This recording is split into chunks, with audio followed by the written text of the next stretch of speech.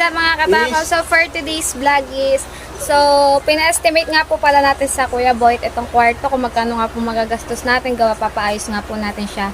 Ang Kuya Boyt po yung asawa po ng Ate Nancy, yan, dahil po mabilis din siya gumawa at talagang bihasang-bihasa na po siya sa ganitong trabaho. So in-estimate na nga po niya kanina, hindi ko na po na-i-vlog, gawa may ginagawa po ako. Ito po, tatakloban lang po aring sirang to, gawa tingnan nyo naman po. Sirang-sira na talaga siya. Tsaka po itong isa. At papalagyan din po namin siya ng kisame kasi nga po, balak po namin lumipat po kami dito bago ako manganak. Yan, magdadalwa na nga din po ang anak ko. Ang higaan nga po namin isasalas lang at daanan nga po kami ng aking hipag. So, at magtatag-ulan din po at kailangan na po din talaga namin lumipat dito. So, mamaya po ay pupunta po ang Kuya Boyt sa hardware. Gawa po na ipapa-estimate niya nga po yung mga presyo doon para malaman po daw namin kung magkano po magagastos namin. At papapalitan din na din po namin ang bubong namin. Dahil po nabutas na po siya kakaitsa ni Jemar ng asin. Dahil feeling ko po lagi inaaswang ako kaya lagi po kami nagbubuhos ng asin sa bubong. Yun po pala ay masama yun dahil nakakagato po siya ng bubong. Tunay po pala talaga at nabutas nga po yung bubong namin doon sa hinihigaan namin. Butas talaga siya guys. Nung umulan nung isang araw ay basang-basa doon sa loob namin. Basang-basa yung kutsyon ng aming folding bed. Gawa na iwan namin siya nakalatag. Basang-basa talaga siya dahil sobrang lakas ng tulo dahil ang laki na ng butas niya. So, ang ating ipapagawa sa Kuya Boyt ay papapalitan natin yung bubong doon sa may salas. And then, yan itong kwarto, papasaraduhan na natin yan kasi daanan niya ng mga daga. And then, papalagyan na din natin to ng kisame kasi sobrang init dito. Hindi natin kakayanin kaya maganda ay may kisame. So guys, mapakita ko sa inyo yung kwarto kung bakit gusto ko siya ipaayos. Tingnan nyo naman ang itsura niya. Yan yung itsura ng kwarto. Butas talaga siya as in. So naging tambakan siya. Kasi nga wala natutulog dito. Yan. Sirang-sira na siya. Tingnan nyo. Gato na ito. Yan. Sasaraduhan na din yan. Nagiging tambakan na kasi siya. Tsaka as in, ano na talaga yung pader niya. Tingnan nyo. Umpisahan na siya ng Kuya Boyt siguro bukas pag nakabili kami ng materyales. Ito yung kwarto. Naging tambak. At guys, ito yung bubong namin. Tingnan nyo, ang laki na ng butas niya. Yan, kakaitsa lang yan ng asin. Nagato na talaga yung bubong namin. Oh. Kita nyo ba guys, butas-butas na siya. Kaya kailangan na talaga siyang palitan. Kasi magtatag-ulan na talaga. Malapit na magtag-ulan. So, ayan. Kailangan na talaga siyang palitan. Tingnan niyo. Dito yan, tapat yan ng higaan namin. Kaya pag umulan is mababasa talaga kami. Butas na siya. Yan, mamaya po is sasamahan po kami ng Kuya Boyt sa hardware para po mamili na ng mga materyales. So, may konting ipon naman po kami. Gagamitin muna po namin siya para po mapaayos nga po yung kwarto para makalipat kami doon. Kasi sabi ko naman po kay Jemaray, mababawi pa naman po niya yung kasi maglalako pa po siya ng isang buwan na lang ang paglalako kasi magtatag-ulan na nga po.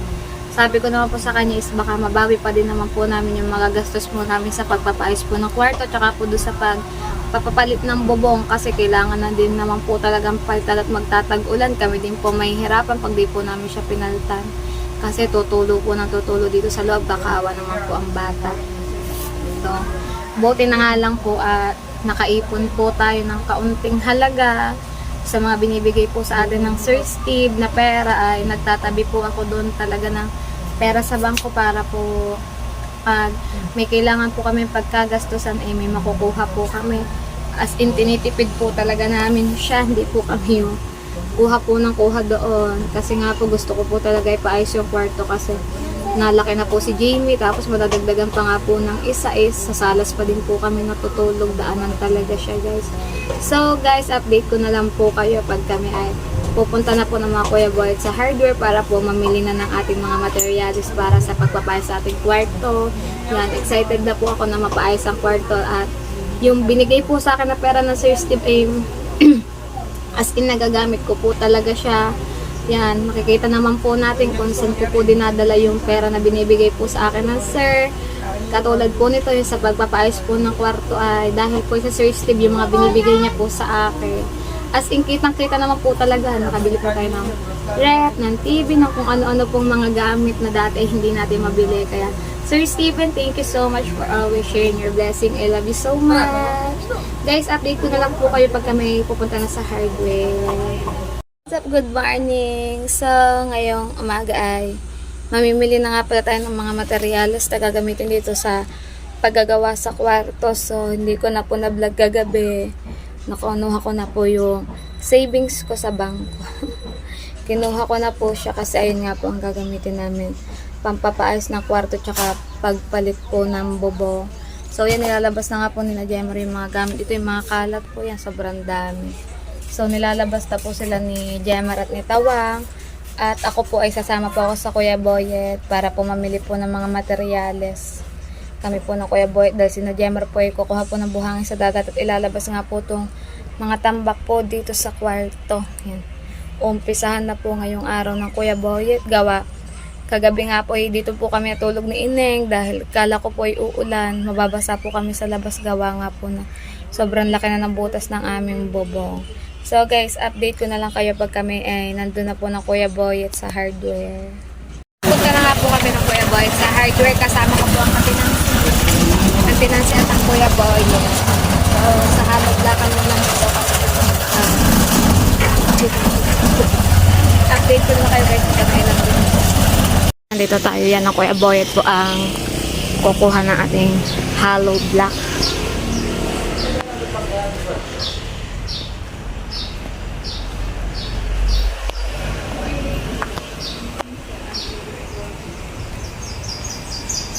Bukan na. Ang kapit mo na lang si Ranta. So, pipick upin na lang mamaya natin yung hollow block. Babayadan muna natin siya guys. Paparesibuhan.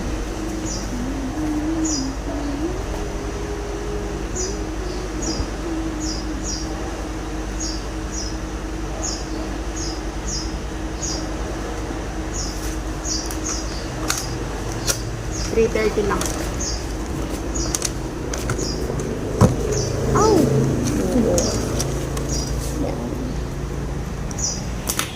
Guys, dito na kami sa hardware. Nabayadan na namin yung gamit lang. So, dadaanan na lang namin siya mamaya. Dito na kami sa may hardware. Doon sa pinagtingan namin ng tubo namin ni Gemma. Nabawa pa na kayo dito guys. Ang Kuya Boyet ay mamimili na. Kuya Boyet na lang ating papabilihin. At hindi naman natin yun alam guys. Kaya ang Kuya Boyet na lang.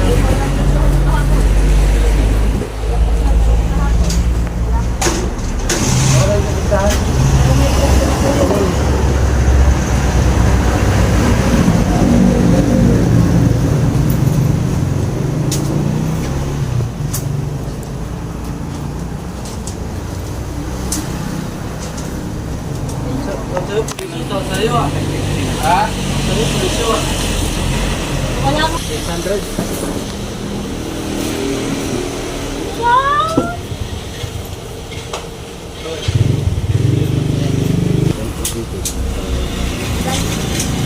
Ano ba yun? Nagkulay na? Ayun guys, lagyan ng presyo ang ating mga materyales. Ito pa rin marikis. Kapapon.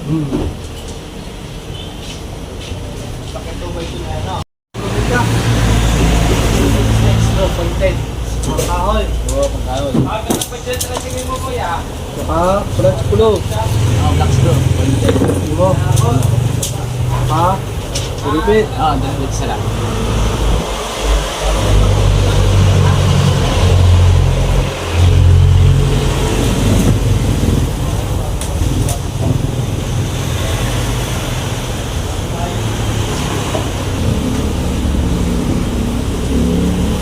Dito na to.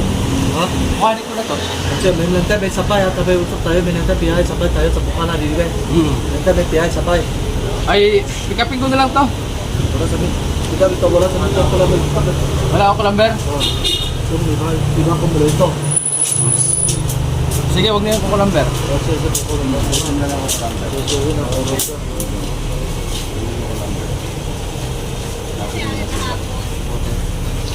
Re-resibuhan na yung ating mga materyales. Wala lang.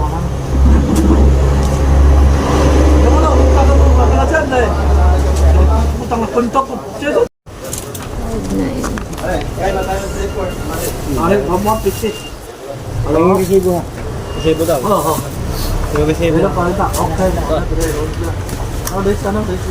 Gaganda. Ayan na guys. Ang tinansi ang model.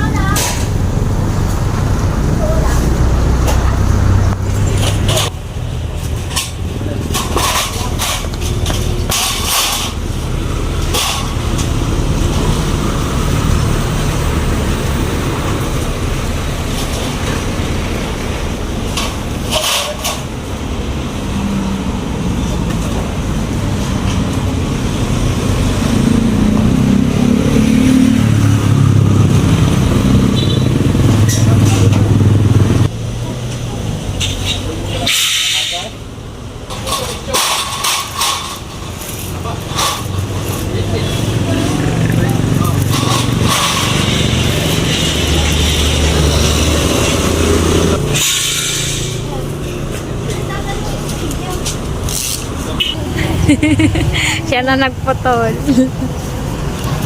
Yan guys, so Kuya Boy na nagputol. Kasahod mo dyan. Nakiputol lang sa mga trabahador.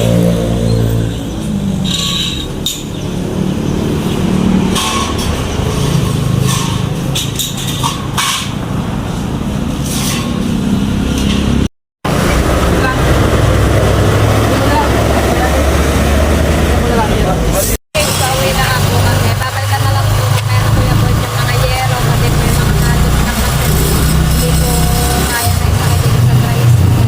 So, ako po ay uuwi na kami natin at babalik na po mamaya ang Kuya Boy at yung lang po at mag-iimis po tayo doon sa bahay. So guys, update ko na lang po kayo pag kami po ay nasa bahay na. Guys, nandito na nga po tayo sa bahay. Nag-iimis na po pala dito si Jemar tsaka si Tawang, nilalabas na po nila. Ayan, ang dami pong kalat.